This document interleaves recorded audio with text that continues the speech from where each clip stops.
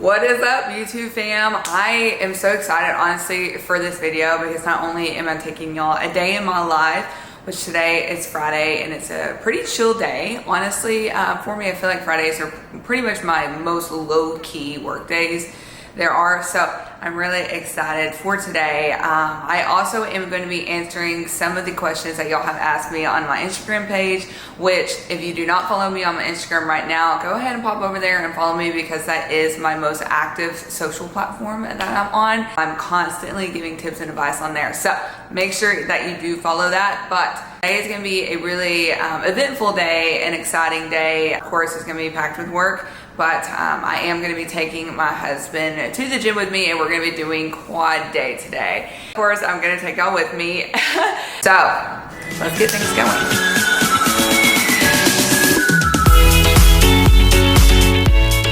For those that have followed me for a really long time now, you know that every morning I start off with a ginger and turmeric shot, and I also do a blue algae shot. Been addicted to these. They are a little bit pricey. I'm not gonna lie, I get them at HEB. So I'm sure that you could probably find these really anywhere and maybe like even Whole Food stores and so forth. All of these things actually help with inflammation and all around your mood, energy, and you just feel really good. So I also start off every morning after drinking those shots. I've been eating the macro bars, which I do get them at HEB as well. Now, if you are one that skips breakfast, I need you to listen to this because this is so important. It is crucial that you eat within the first 30 to 60 minutes of waking up. Now, if you do eat breakfast, but it is like kind of hours after you wake up, having something small, kind of like what I do with this macro bar, you can have fruit, you can do a rice cake with peanut butter, whatever it is so important because one, it helps regulate your hormones. It helps your metabolism getting up and going. It keeps you fuller longer throughout the day. It helps with your blood sugar and insulin levels and all of that. So having something within your system is so important. Now, I did want to read something off to you about why this helps with your hormones. This supports a well-functioning metabolism. When you have a healthy metabolism, which makes and releases hormones directly into the blood, it is more likely to be stable. When you skip out on breakfast and your body and brain are starved for energy, this increases your stress response. And a high amount of stress hormones courses through your body is no good for balancing your overall hormones, which is all around just not good for you being on a health journey and trying to lose weight.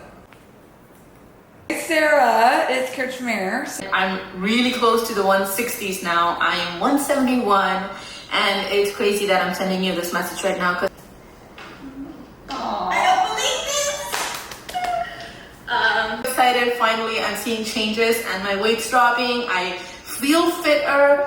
Nobody's gonna do this except you. You've been in a slump. So the past 3 weeks, I've been really pushing. If you were to have a paper printing business, like, I know there's like the ones that do like business cards. I sent another voice text to you, but I can't see it in like our thread. Don't leave you high and dry.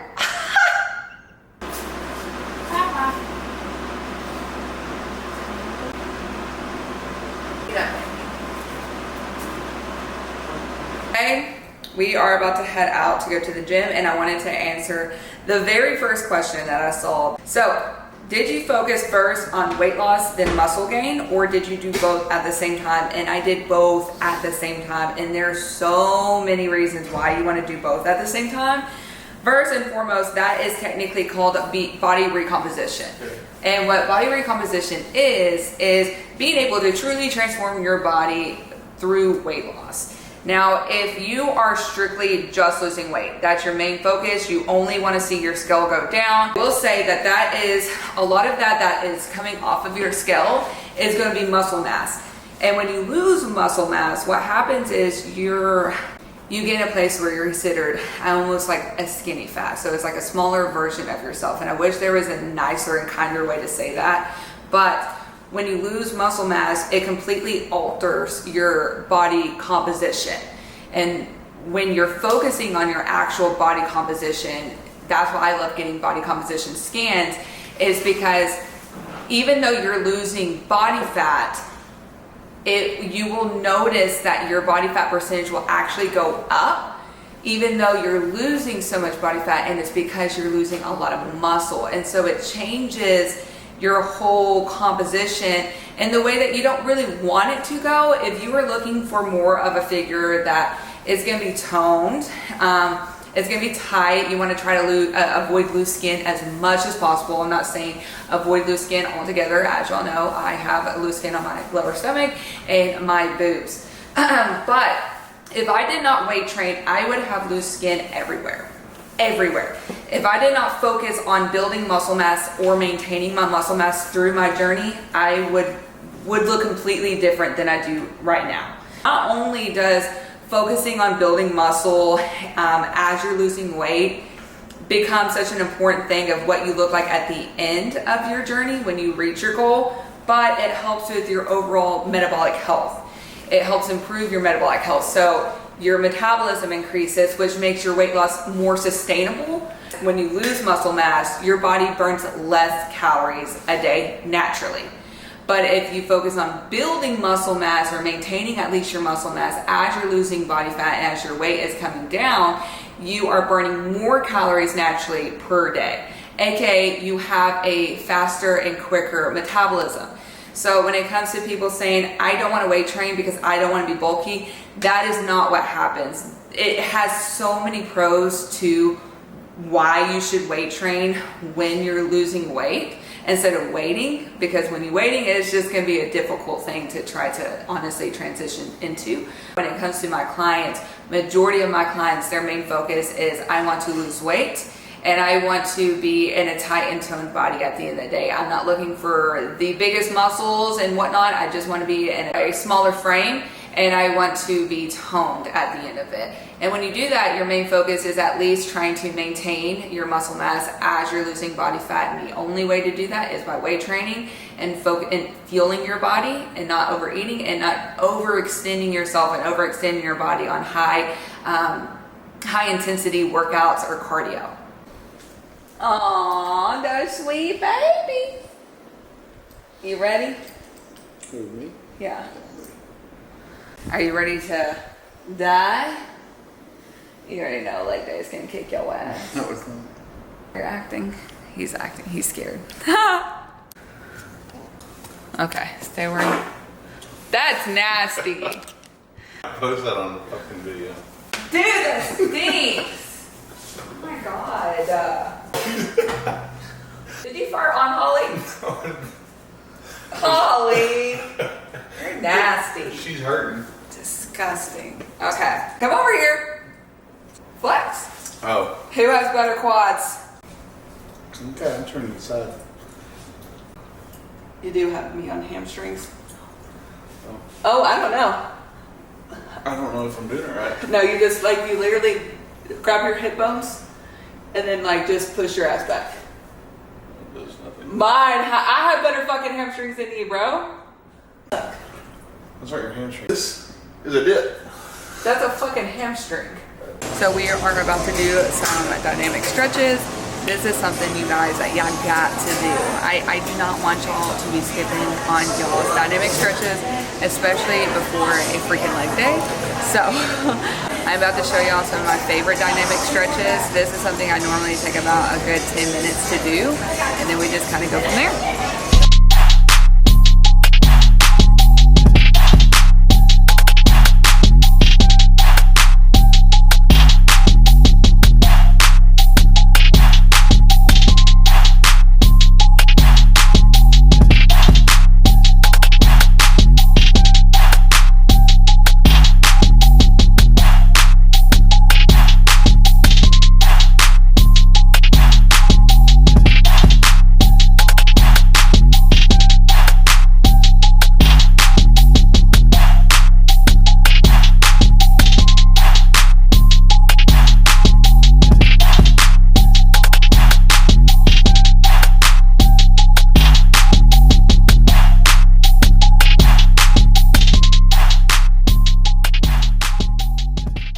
First up is going to be some hack squats.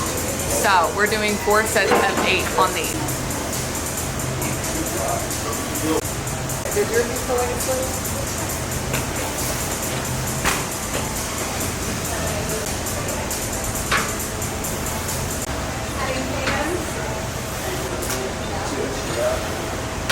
Steven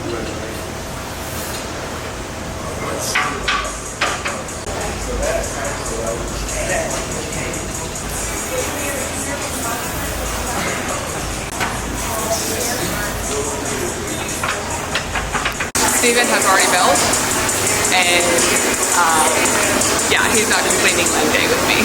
So now I am on to my first superset. I am going to be doing Bulgarian split squats with sissy squats.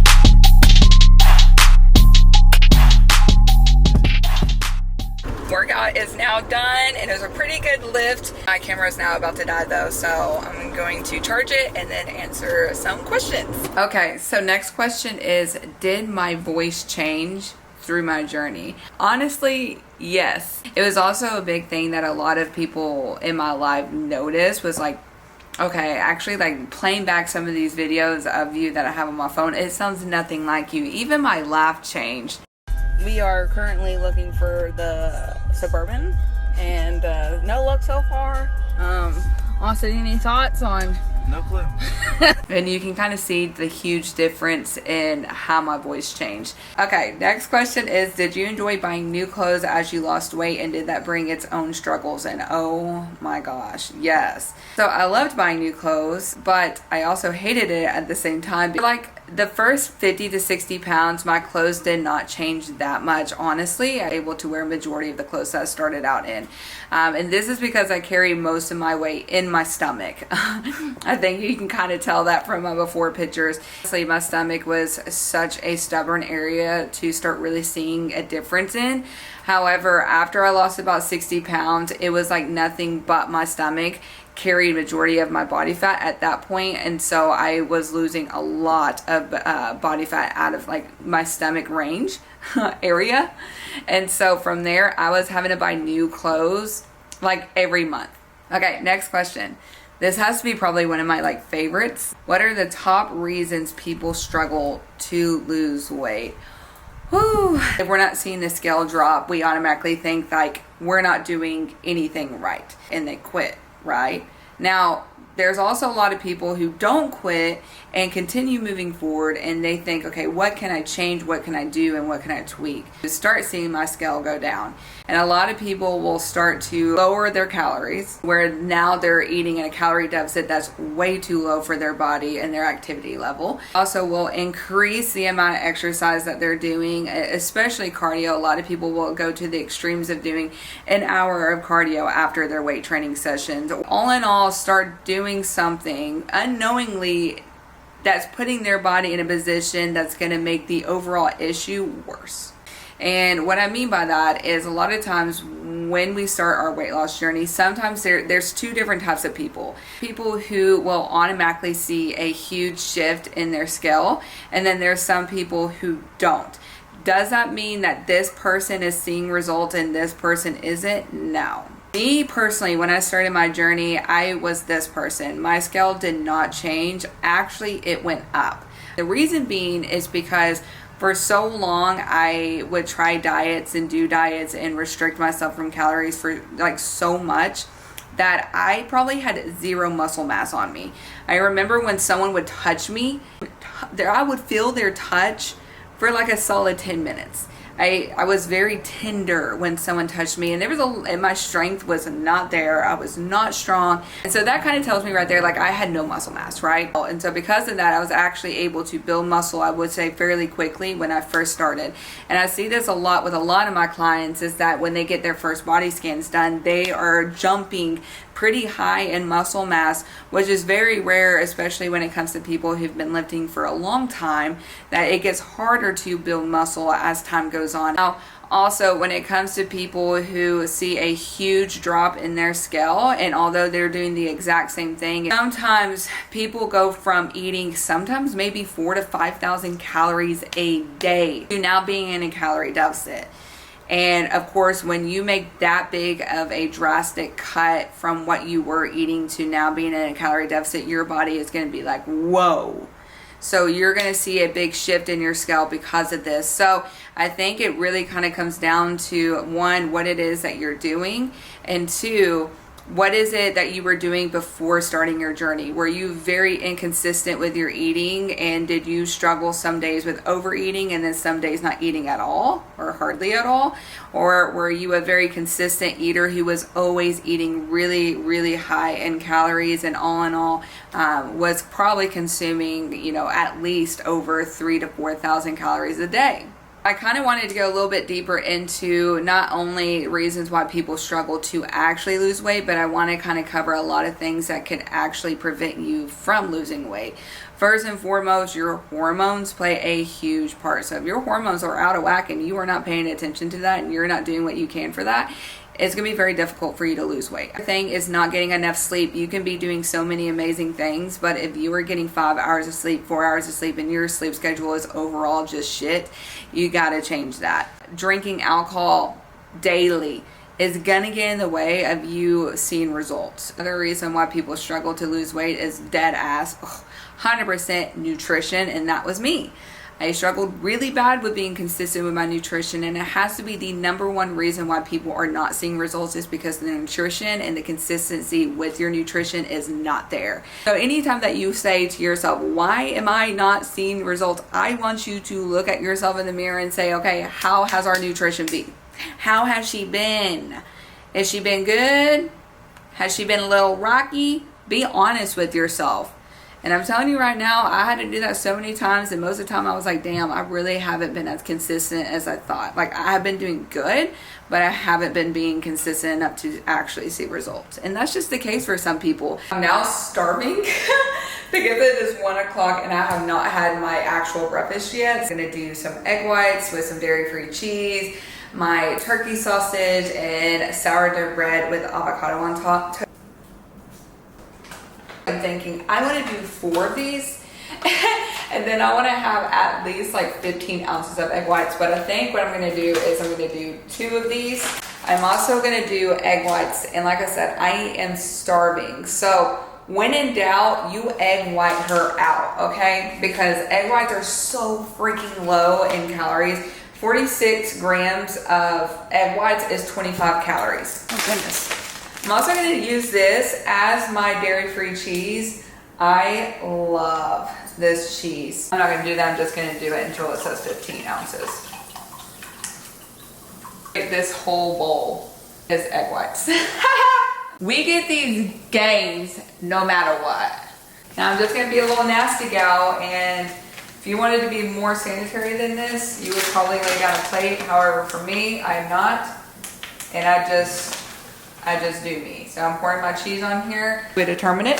One serving size is 28 grams. So this is what you would want to try to follow. Of course, unless you could obviously add 2, or you could obviously add more than 1 serving, but I only need 1 serving for this meal. Okay, another question. Did you ever have days where you went over your deficit? Oh, yes. In the beginning, I was always going over my deficit. I felt like tracking in general was very difficult, and I was a big binge eater at night. And at night, be in a good spot where I have a decision to make. I can go to bed or I can binge eat. And I was like, binge eat all day long. And so I had to work on that. But Yeah, throughout my journey, I always gave myself breaks. I also would even give myself months to where I didn't track calories and macros. I legitimately was just making better eating decisions and would eat intuitively, and of course would eat way more, because it gave me the freedom. I'm gonna eat more, and not in a binge eating way, but I was still eating a lot. Although I was eating healthy, I was still eating a lot of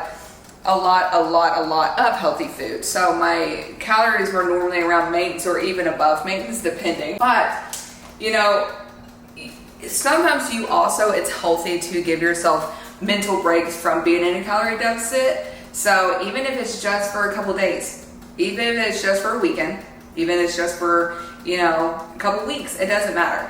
I personally would give myself like breaks every other weekend for a while on my journey. This is when I stopped drinking every weekend, and I was like, okay, every other weekend I'll drink. That's what I did.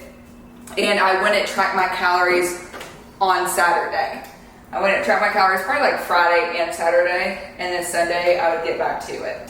Just like allow yourself balance, give yourself those days throughout the month where mentally you are not like always worried about like hitting the perfect calories, hitting the perfect macros and so forth. Why is this toast taking 5 years? I'm sleepy.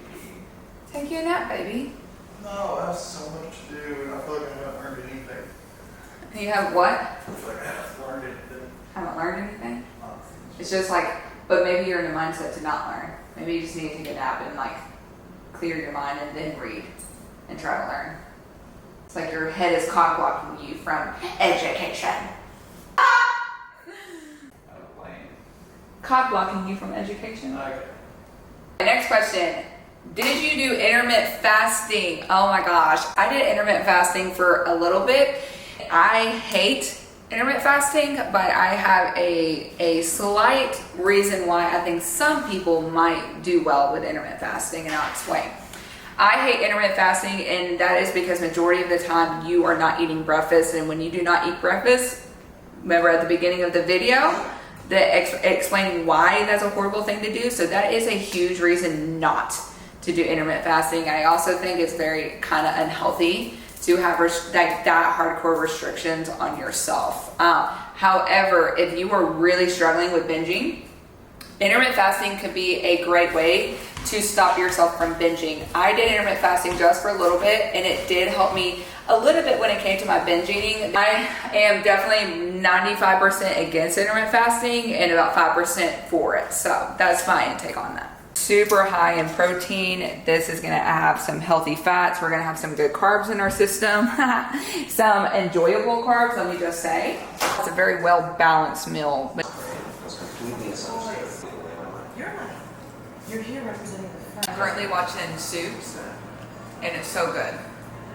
Corey. Like really good. I'm kind of addicted. Okay. I currently have not moved hardly at all throughout this whole entire day. 3,423 steps in right now. I'm about to get my steps in as we answer more questions and I finish up some stuff with work. Have you experienced binge eating? If so, how could you overcome that? So binge eating is something that I talk about very often because it is something that I really struggled with for the first year of my journey. It's a struggle. I'm telling you right now, if you struggle with binge eating, it's something that takes serious time to overcome if you truly have a binge eating disorder. It is not something that you can say, okay, these are the steps that I have to take and moving forward, I'm never gonna struggle with it anymore. I wish it was that easy, but it really is I have to continuously work on this and give myself, again, what is my favorite saying? Give myself grace and understanding, because when it comes to my clients' journeys, and the reason why I talk about my clients so much is because I know that when it comes to talking about me and my journey, I'm one person. But I do want to really go into detail how I have coached thousands of people.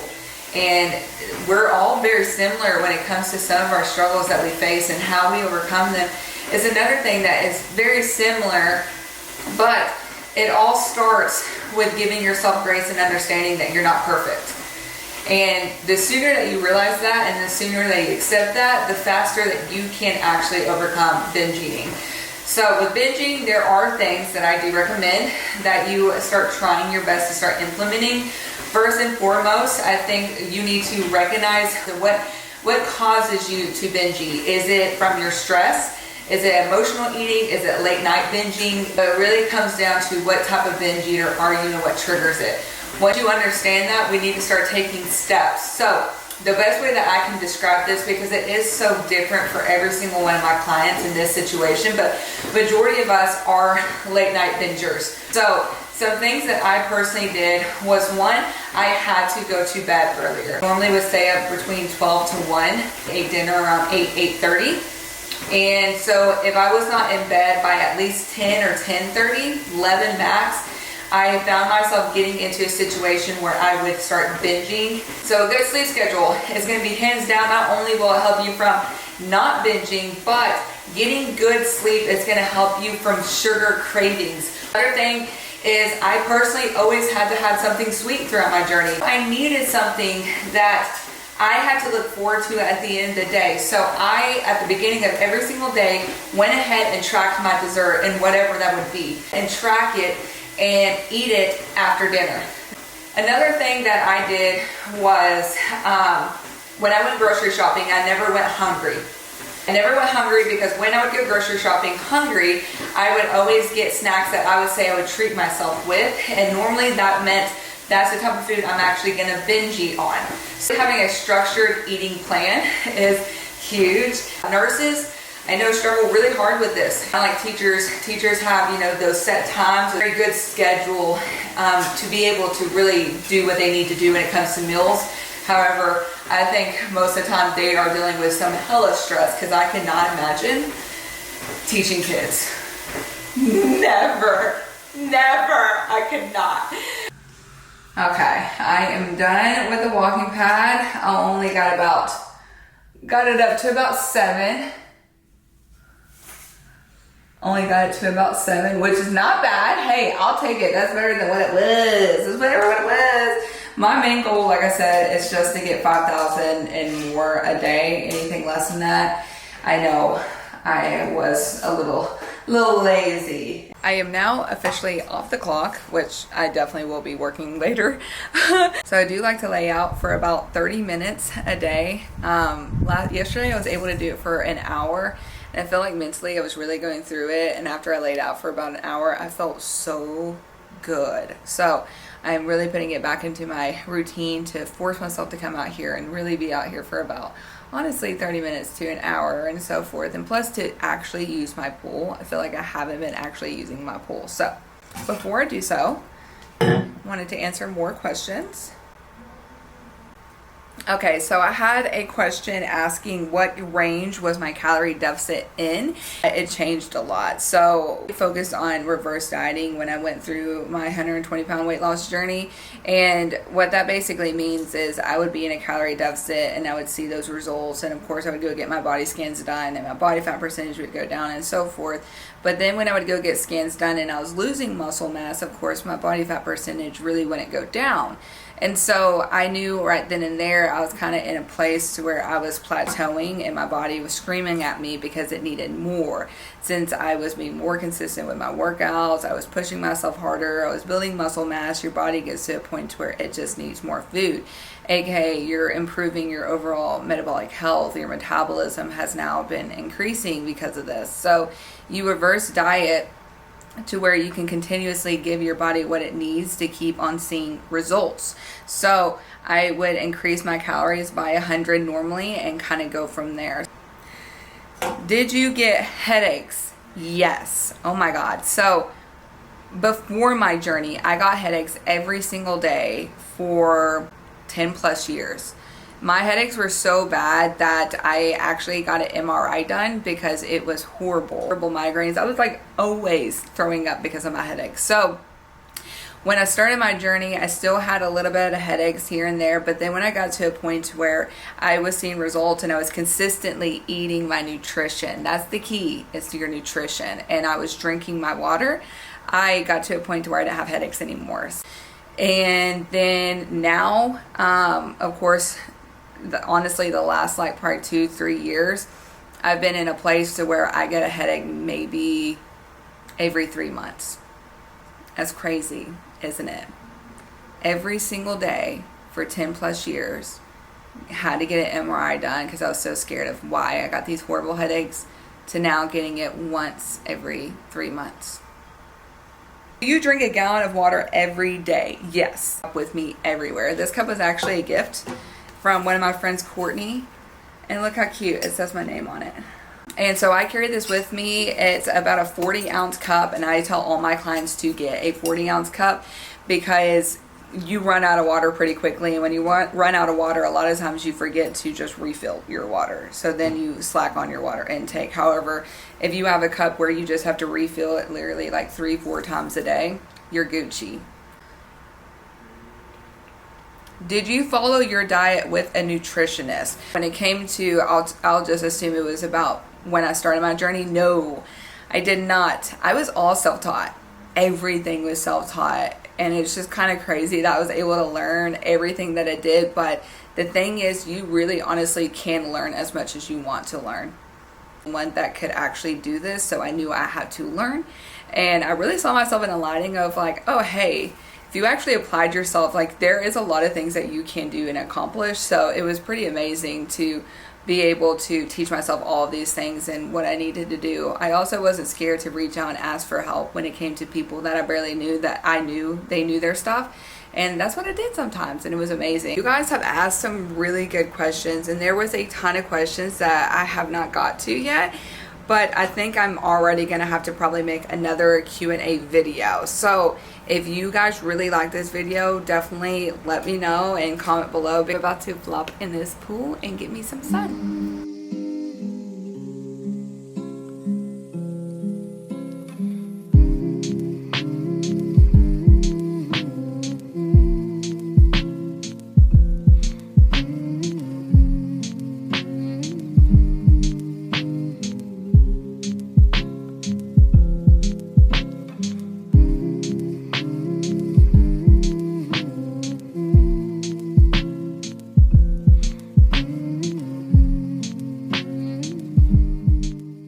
I just got out of the pool and it was really nice. I feel really good.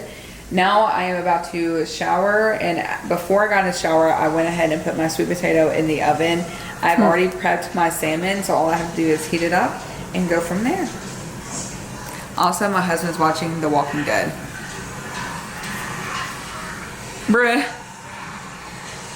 This show low-key literally be kind of nasty, but it's kind of good. Very simple. Had my sweet potato in the oven on 400 for about an hour, and now I'm sprinkling some ground cinnamon on top. And I think that is it. That's din. Adding a salad to this, honestly, if I'm being honest, is literally just gonna be a ton of lettuce with honey mustard on top. It's really just about adding volume for me and adding just more food to my plate without adding a ton of calories. You guys, me and my husband are now gonna watch Depp versus Heard on Netflix. It is time to Netflix and chill, if you know what I mean. I know what I mean. I'm just kidding. But I'm gonna spend some quality time with him, and yeah. So, like I said, when it comes to the questions, I know that there's quite a bit that I still didn't answer, but when it comes to these answers, I don't want to give half-ass. I want to actually be able to go into explaining these as much as possible, so I'm going to make probably multiple videos of these Q&As. So, do not forget to go on Instagram, because I'll probably answer a few of them on there. So yeah, and subscribe. Don't watch this whole video and not subscribe. That's just disrespectful. But bye guys.